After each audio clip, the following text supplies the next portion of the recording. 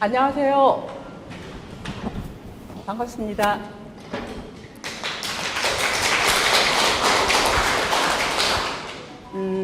오늘 수필가와의 대담을 맡은 이연희입니다.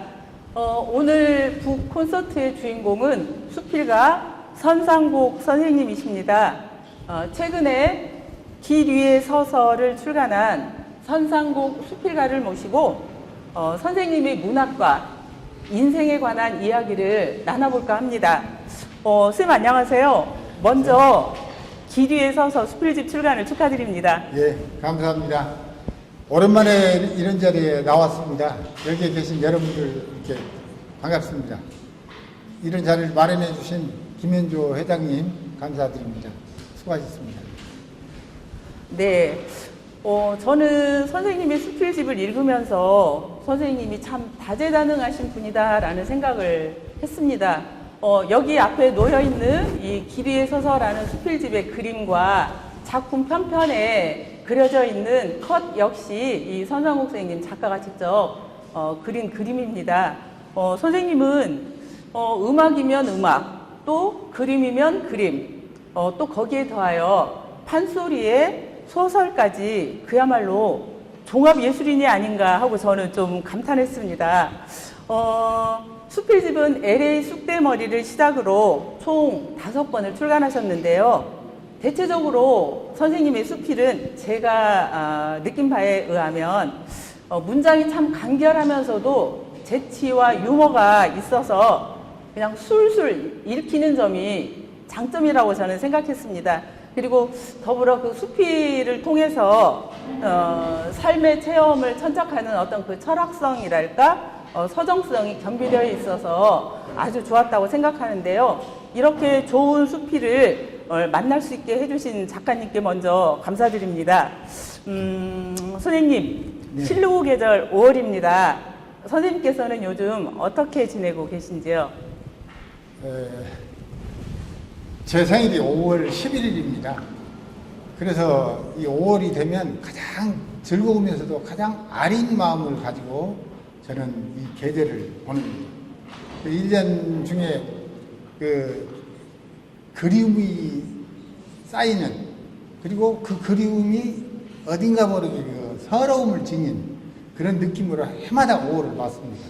이런 내용은 옛날에 아마 수비문학 회장 하셨을 때 네. 그 작품 한 편을 의뢰를 하신 기억이 나는데 한 20년 전 네. 모학 에세이에 저는 좀 기억이 나지 않는데. 예, 거기에 그 작가 노트에 그런 말을 똑같이 지금 제가 한 기억이 나는데 네.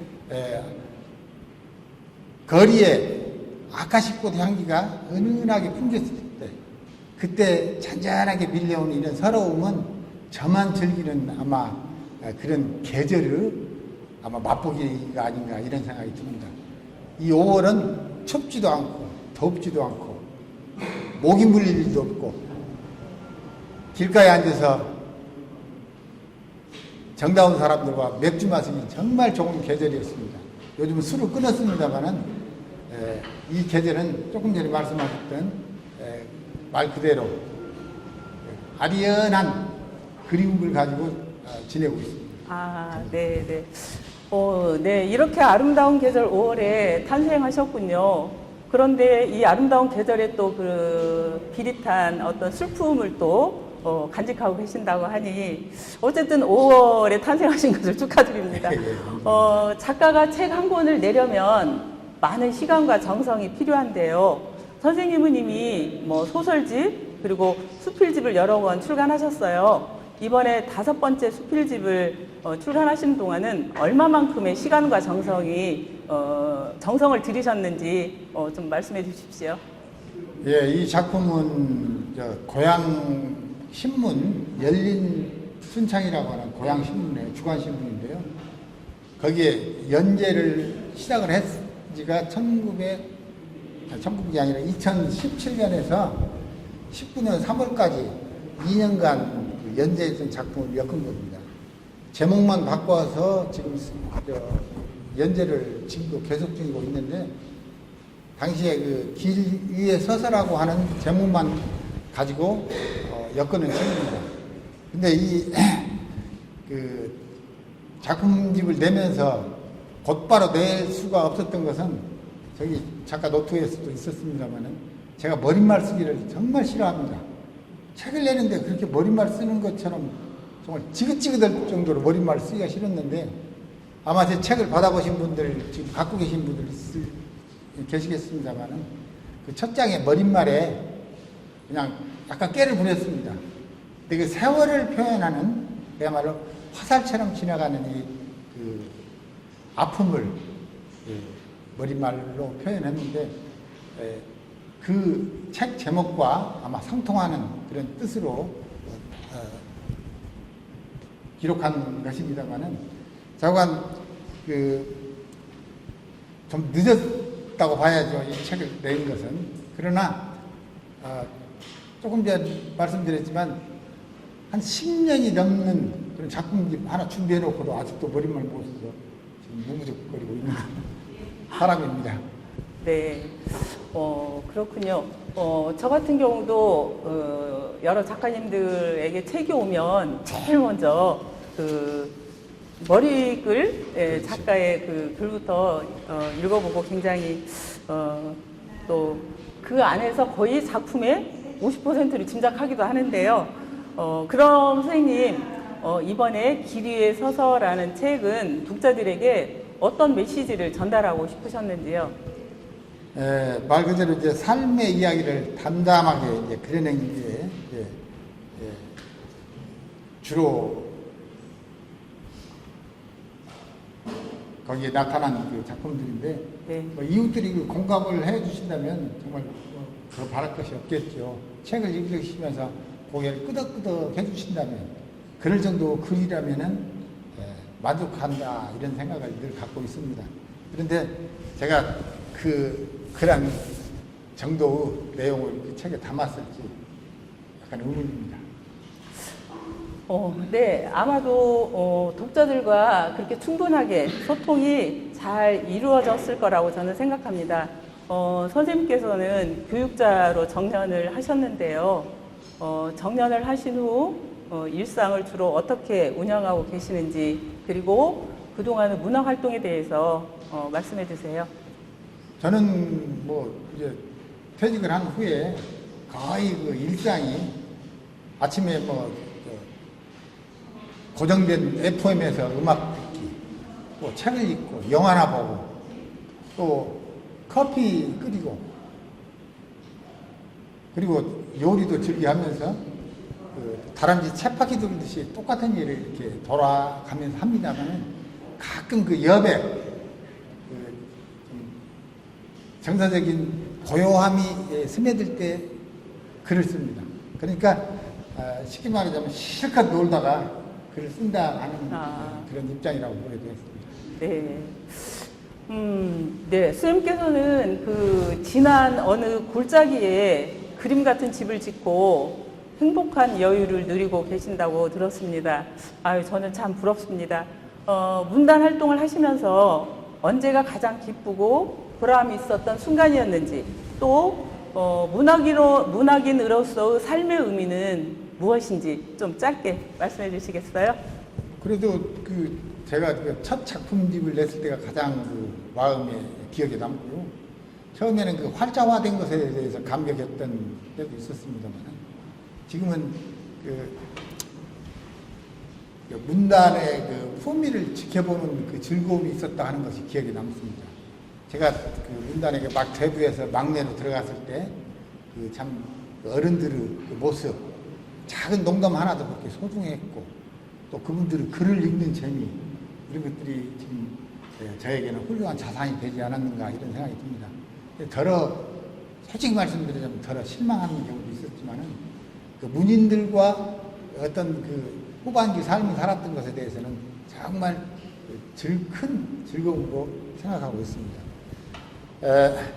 근데 이제 제가 글을 쓰게 된 어떤 동기라고 할까요?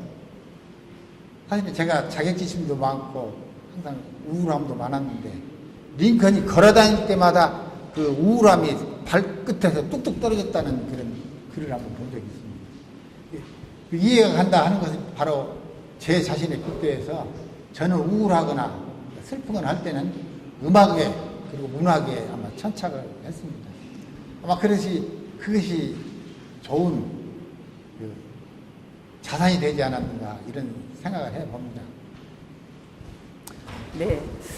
문단에서 선생님이 그 술 한잔 하시면서 그 판소리 한 번씩 하셨던 그런 모습이 저도 눈에 선한데요. 제가 이 작품을 읽으면서 그래도 제 마음에 가장 와닿는 작품을 몇 편을 한번 손꼽아 보았습니다. 물론 우열을 가리기는 힘들었지만 그 범피 중류, 그리고 수심, 그리고 세월, 그리고 친구, 이렇게 세 편의 작품을 저는 내세우고 싶었는데요.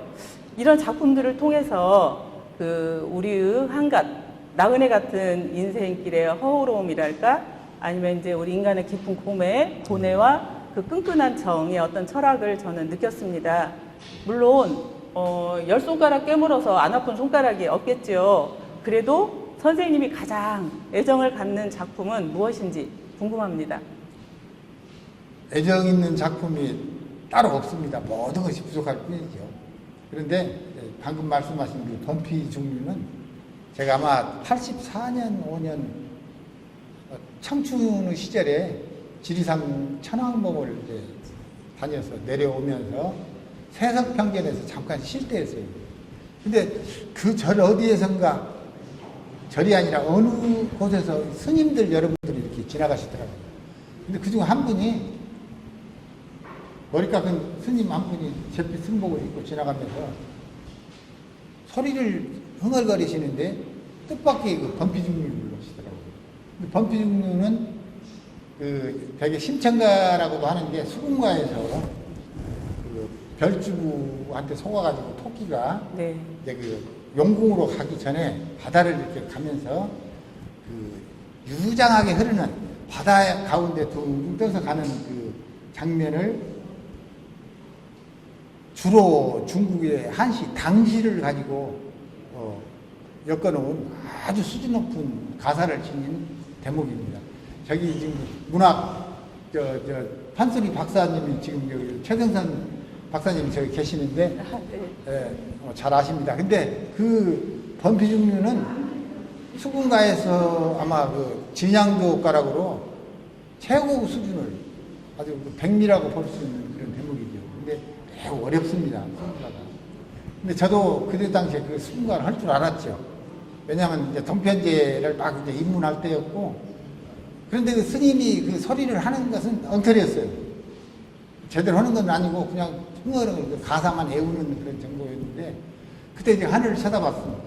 왜냐하면 그 지리산 중턱의 그 높은 산에서 하늘을 쳐다보니까 왜 발밑에는 운해가 이렇게 또 산을 가리고 있었지만 마치 바다를 보는 것처럼 이렇게 하늘을 봤을 때 그때 그 범피중류라고 하는 그 스님의 소리에서 제가 깨달은 것이 있었어요. 아, 나는 정말 아무것도 아닌 게 조각배 같다. 그런데 그 산을 정복했다 하는 말을 흔히들 하죠. 어디 뭐 산 꼭대기로 올라갔다 내려오면 산을 정복했노라 하는 것에 대해서는 가소롭다. 니라서 산을 정복했다고 함부로 말할 수 있는가 하는 그런 생각을 했었죠. 그래서 그때 그 깨달음을 바로 쓴 범피중류. 아, 네.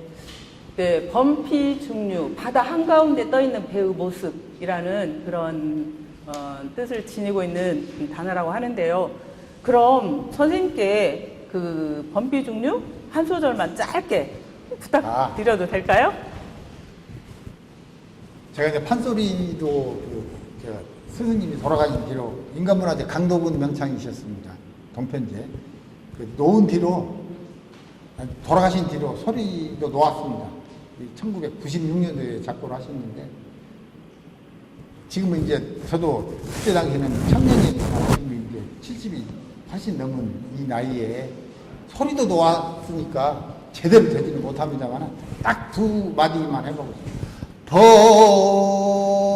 범피 중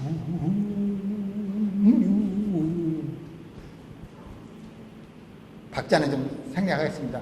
풍덩실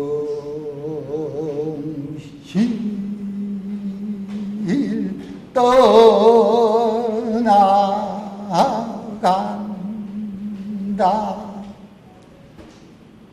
망망온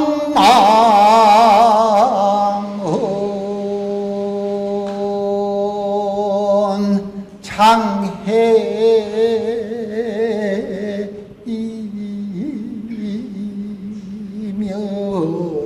당당헌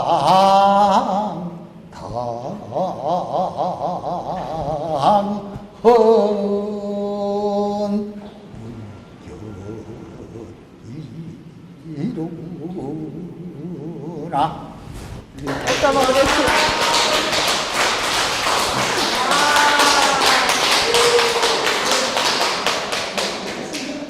네, 잘 들었습니다. 그러면 지금 그 범피중류는 배가 지금 바다 한가운데 떠 있는 형상인데요.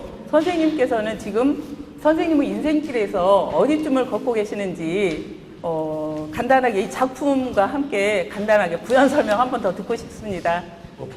부연일 게 있겠습니까마는 이제 그 30대 청년이었을 때의 그 느낌이 지금 생각하면 사실은 좀 약간 가소롭죠. 그러나 이 나이에 먹어가면서 세상은 너무 빠르게 지나간다 하는 것, 정말 제가 길 위에 서 있다는 것은 바로 인생을 표현한 것이기도 했지만 이렇게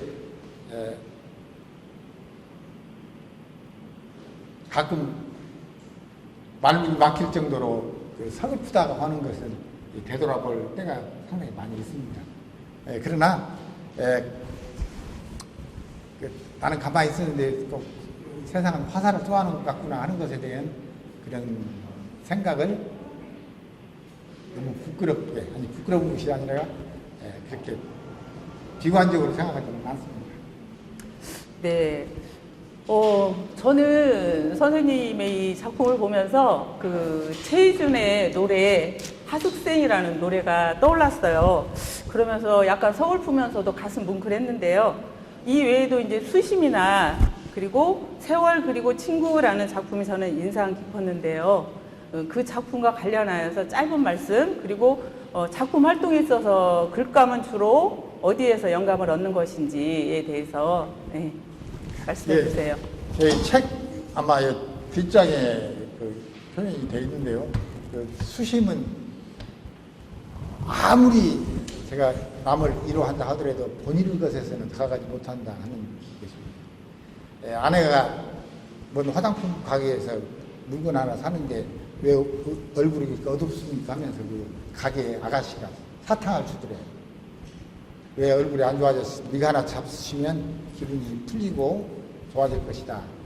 근데 그걸 사탕을 좋아하지 않지만 그걸 받아든 아내가 눈물이 나오더라는 거예요. 그 이야기를 남편한테 했을 때 남편 눈에서도 눈물이 나왔다는 거예요. 사실은 그 주인공이 여기 3인칭으로 썼습니다만 그 주인공이 누구라고는 말씀드리지 않겠습니다. 근데 그러한 그 수심이 우리 인생의 하나의 단면이기도 하다. 그러나 이제 방금 말씀하신 글감은 어디서 얻느냐 하는 것은 저의 삶에 가장 쓸쓸하고 좀 괴로울 때 얻어지는 그런 것이 이렇게 정화에 대해서 나타난 것이 아닌가 이런 생각이 듭니다. 네. 네. 오늘 이렇게 짧은 시간이었지만 여러분 어떠세요? 그 선장국 선생님의 수필 세계에 대해서 조금이나마 더 가까이 다가설 수 있는 그런 시간이 되었는지 모르겠습니다. 짧은 시간에 작가님의 문학과 인생 그리고 작품 소개를 하는 것이 매우 부족하고 아쉬운 일입니다만 저는 그래도 선상국 선생님의 수필을 통해서 그 수필에 깃든 해학의 멋과 그리고 어떤 반전의 매력을 느낄 수 있었습니다. 끝으로 앞으로 문학 활동에 대한 계획과 함께 마무리 인사 해주십시오. 예. 저는 사실은 그 시인이 되고 싶었습니다. 근데 시인이 되지 못했습니다. 지금도 시를 쓸 수가 없습니다. 왜냐하면 시인은 존경받는 대상이기 때문에 저는 존경받을 수 있는 만큼은 경지를 도달하지 못했다 하는 제 자신을 알았기 때문입니다. 흔히 문학을 한다고 하면 사실은 시부터 달려드는 사람들이 상당히 많이 있습니다. 아주 경계해야 될 일이라고 저는 생각합니다. 그래서 저는 글을 쓰면서 뭔가를 표현하고자 하는 그 대상의 높이를 가늠하는 잣대는 가지고 있습니다. 그래서 제가 이 수필을 쓰면서도 늘 부끄럽다는 것을 느꼈기 때문에 시인이 되지 못한 것에 대해서는 불평을 하지 않습니다. 좌우간 마지막으로 드리고 싶은 말씀은 제가 10대 때 고향에서 건방지게 시화전을 열어본 적이 있습니다. 5번, 6번을 열었는데요. 물론 그때 저도 시를 쓴다고 했지만 거기에 이제 힘이 붙이다는 것을 나중에 알았고요. 그때 시인 선배 한 분이 조용히 방명록에다가 써놓고 간 글귀가 있었습니다.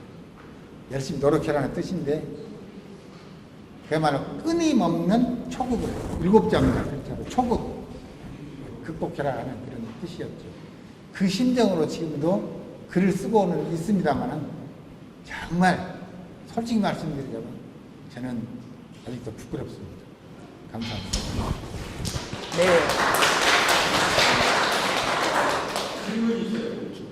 아직 덜 끝났습니다. 제가 다 마치겠습니다. 마무리하겠습니다. 네, 겸손하신 말씀 잘 들었고요. 스님께서는 이제 문단에서도 여러 중책을 맡아서 이끌어 오셨고 또 수상 경력도 전북문학상을 비롯해서 수상 경력도 이제 가지고 계시고 그런데요.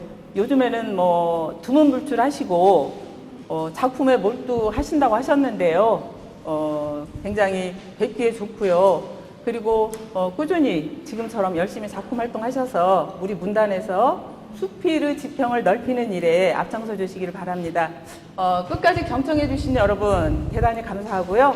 여러분께서도 건강한 작품 많이 쓰시고 문은 창성하시길 빕니다. 감사합니다.